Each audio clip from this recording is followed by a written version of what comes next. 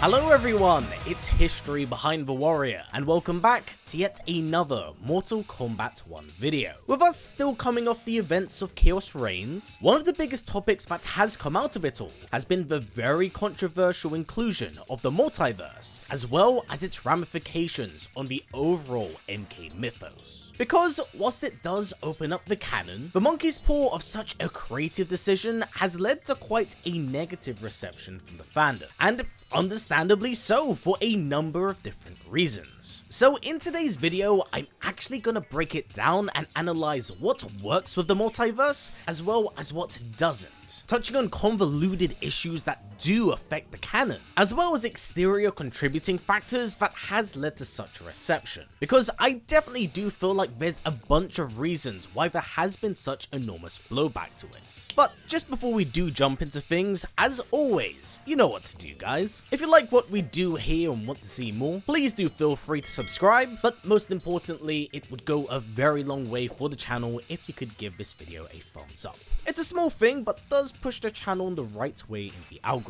So, with that said, let's begin, shall we? So, when was the first instance of the multiverse within the MK mythos? Well, the very first bit of its canonical implementation would be in Mortal Kombat 11. Whilst the series has of course played with time travel and arcade ladder endings, it wouldn't be up until the story of Mortal Kombat 11 where such an idea had incredible significance and actually did play a part within the main canon, showing how deep and how twisted Kronika's threads really tangled through time. It was sinister and intriguing, but most importantly, merely a minor footnote in the grand calculus of this overall narrative. Plus, they did have the added benefit that this was coming at the tail end of a timeline. Thus, with a reboot in mind, such a plot point could merely fade into the background. However, this would more or less wind up being Pandora's box. Because, admittedly, whilst it is quite cool that now every ladder ending had some real significance and meaning, it did overcomplicate an otherwise simple and streamlined formula. It opened up so many variables and possibilities that canon started to kind of become a bit flaky. But with of course the most bitter pill to swallow being that we couldn't follow a particular ending that we enjoyed.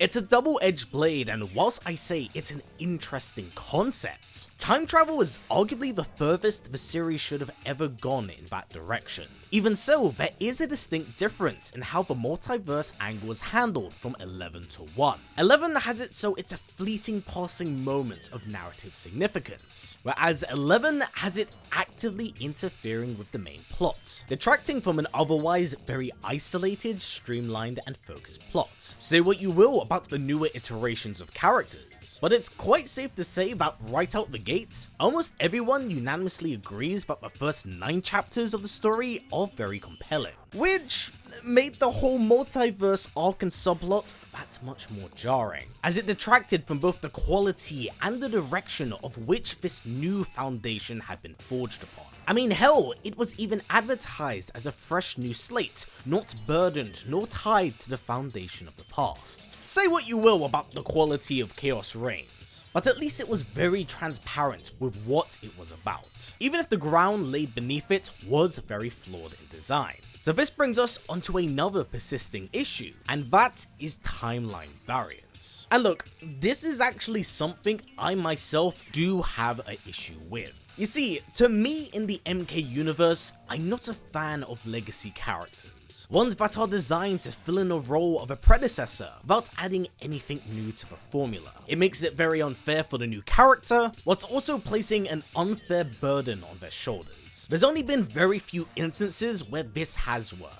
Like, as an example, say what you will about Cassie Cage, but at least she had her own distinct personality. Jackie, on the other hand, is a perfect example of this going completely wrong, being far too flat in terms of character and origin to stand out from her father. But why am I bringing this up? How exactly does this relate to the multiverse issue?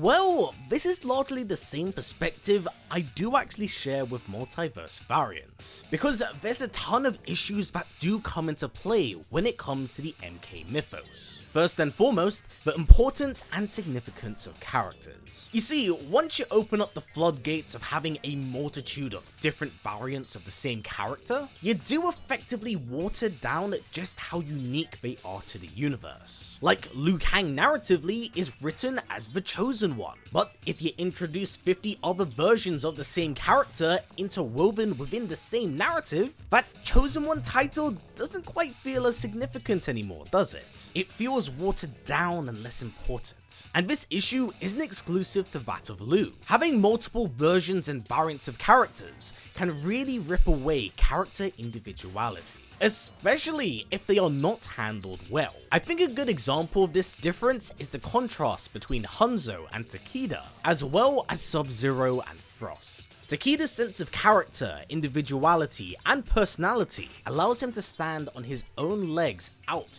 of Hanzo's shadow, whereas Frost is completely eclipsed by it, having always struggled to stray away from Sub-Zero's side. Really, these next generation of characters and multiverse characters kind of all sit under the same umbrella for me, because it's how they're ultimately handled that allows them to sit on their own two legs. I feel like Emperor Rain and Empress Tanya are the perfect examples of this. Ones that can paint these characters in a better light, but make the ones in the main current canon look far worse for it. Another prevalent factor and issue surrounding this is the significance of death. And now, look guys, let's not be ridiculous here. Death always has and always will be a writing issue with MK, because dying never really sticks. It's a flesh wound.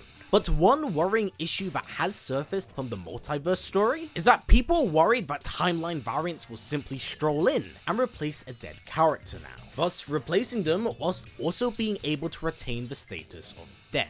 Of all of the ideas we have talked about or has come out from this, I don't really see this one sticking. Whilst the threat is most certainly there, MK has always been able to pull some of its most interesting stories through death. So I don't think that such a direction will be taken, nor should it actually be something explored. There's so much creativity on the table from these things that I don't think we should jump the gun just yet. Now, we gotta get a little bit meta, because whilst I do think we have been pretty critical of the multiverse direction, I don't think it's entirely MK's fault. I mean, it is, but I do find it to be a victim of following a trend here. You see, the mainstream overuse and saturation of the multiverse is what I believe has led to such a negative reception. Because honestly, it's everywhere, and mainstream media it's kinda cooked this idea. Whilst, yeah, it's cool to have a cohesive and interwoven experience, it places a lot of weight on the audience who are simply there to experience the game, not the franchise. And of all series that have this included, Mortal Kombat was definitely not one that needed it. The time travel stuff in Mortal Kombat 9 was a needed MacGuffin to reboot the series. Did it really make sense for a character like Raiden to be able to pull off such a thing? No, but it is largely overlooked for what it did. And it definitely feels like they tried to do the same thing here with Fire God Liu Kang and the Multiverse arc, but it's far too ambitious for a series that is already drowning in untapped lore. That's why fans weren't into the Multiverse arc, because there's a disconnect between what the fans want and what direction the series should go. So, how do we fix it? Well, something I have been seeing people say is to reboot it again. And I'm gonna have to be real with all of you. I don't think that's a wise choice. If I'm honest, we've already rebooted too much as is. The MK9 thing kind of made sense. What they did for 11 though, not so much. Rebooting again could 1, put us in the same place, and 2, if you think about it, does actually play into the very thing we don't want, adding more variants and more variables to the whole multiverse issue. So I don't find that to be a wise direction to go in. Thus, what do I believe to be the better alternative? Well, I believe what we should do is maintain the current continuity, because it shows confidence in the new direction and vision, but to also apply narrative adjustments to tinker up some things that people have an issue with. I think this would be a good first step in the right direction. And the second, is to completely erase the multiverse stuff. Like, get rid of timelines, time travels, variants, the whole shebang. We've tried it for 2 games now, and it simply hasn't landed. So, how do we get rid of such an idea? Well, if you think about it, it all goes back to the hourglass of time. We have to take the MacGuffin out of the picture, and there is only one character that can do this: Geras. With the Warden Eternal now in care of the hourglass, it does actually allow it to be completely written out, as it's no longer in the care of the main cast, and does allow some narrative freedom from the multiverse threads, especially with Titan Shang Tsung and Havoc being done. It's just that the most unfortunate part of this is that for us to achieve such a goal, we essentially have to write Geras out completely. But if he is the Fade, then I'm glad it's being done in a way that 1, elevates him, and 2, does add some real significance to him within the lore, but ever at the center of the universe, holding it together.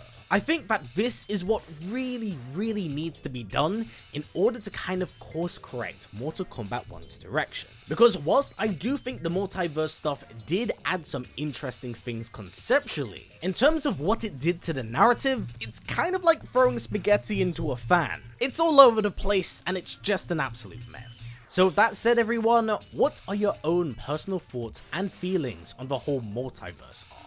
Because no doubt this is gonna stir up some pretty interesting conversation, but it's honestly something I kind of wanna see. Mortal Kombat means a lot to us in a lot of different ways, but I think one thing we can all kind of unanimously agree about is that the multiverse stuff is simply something a bit too out there for the foundation of the franchise. Thus, with everything in mind, what would you like to see them do going forward? What should be changed or altered? And what do you think should be done for the sequel? Please do comment down below, as I'd love to hear some of your own ideas and suggestions. But for now though guys, that's been it for me. So as always, take care, and I'll catch you in the next one.